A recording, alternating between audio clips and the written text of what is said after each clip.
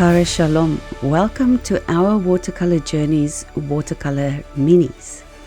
In this short video, I will give you some tips and ideas for when you travel with your brushes. Traveling with your precious brushes can be nerve-wracking. So how do you save your brushes?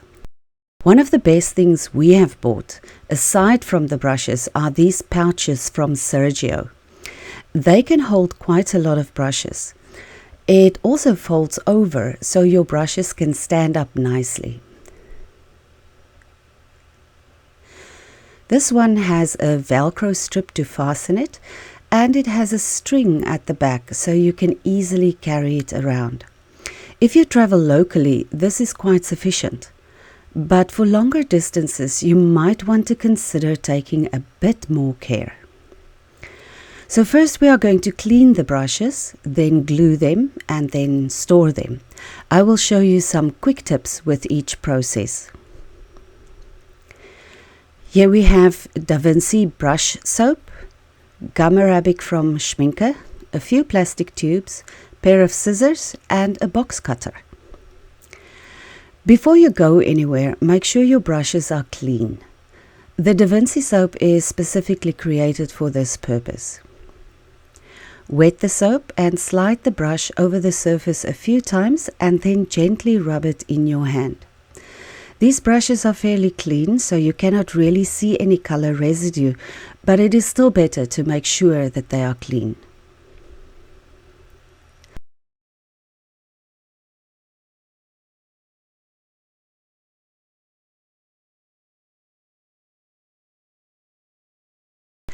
Once the brushes are clean, lay them flat to dry a bit and prepare your gum arabic solution.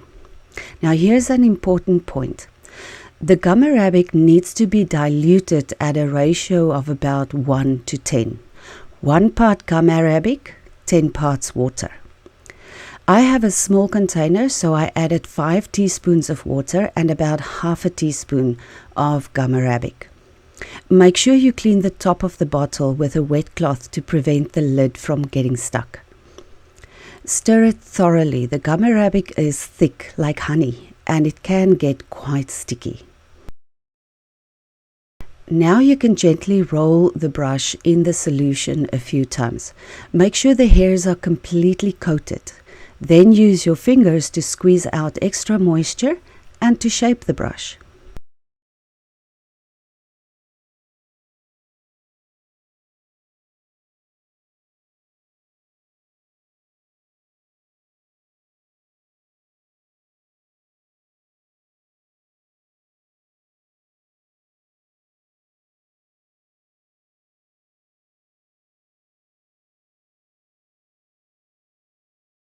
Lie the brushes down flat and allow them to dry overnight. The brushes should be completely dry before you store them. So I left mine to dry overnight and you can see that the tips are quite stiff. They are now ready for storage. You can put them into a pouch just like that. But I tend to be a bit paranoid about my brushes, so I add a step.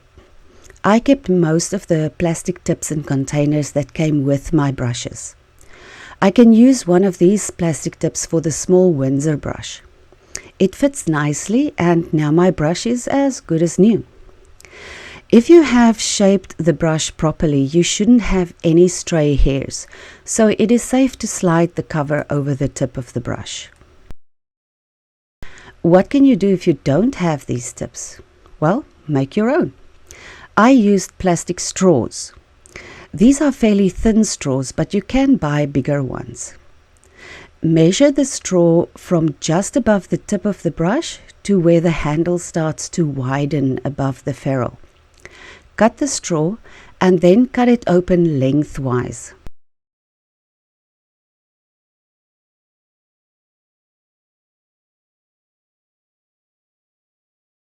Now slide the straw from the handle upward so that it covers the hairs. And voila, you have a plastic tip that will help a little bit.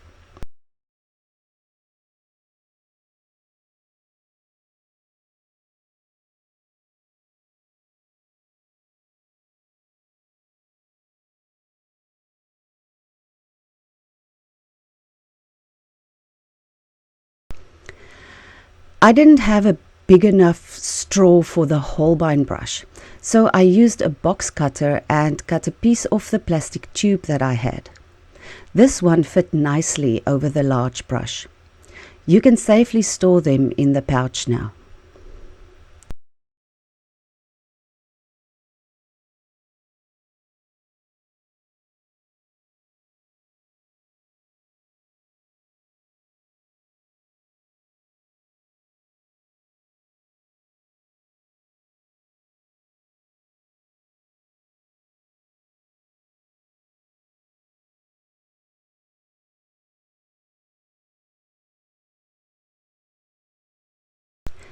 And if you don't have a pouch, well, I cut an old folder to size.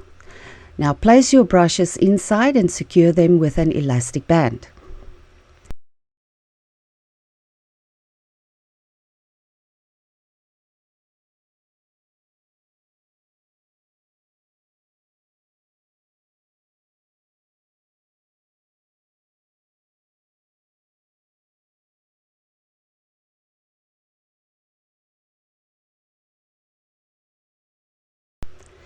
If you find that they are rolling around, use a piece of Cellotape. Form a circle with the sticky side on the outside and place it in the folder approximately where the plastic tips would lie. Then press the brushes against the sticky tape. You can now simply close the folder and use it like that, or secure it with an elastic band.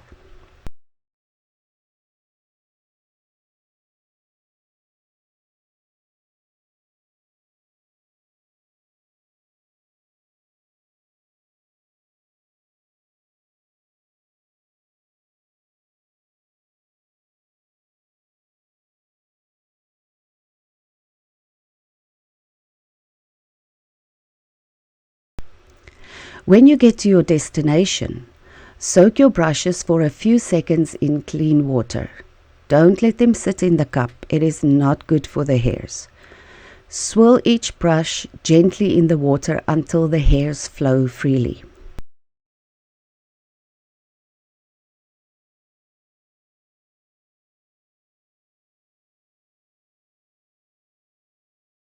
Rinse it again in clean water, and there you are, good to go.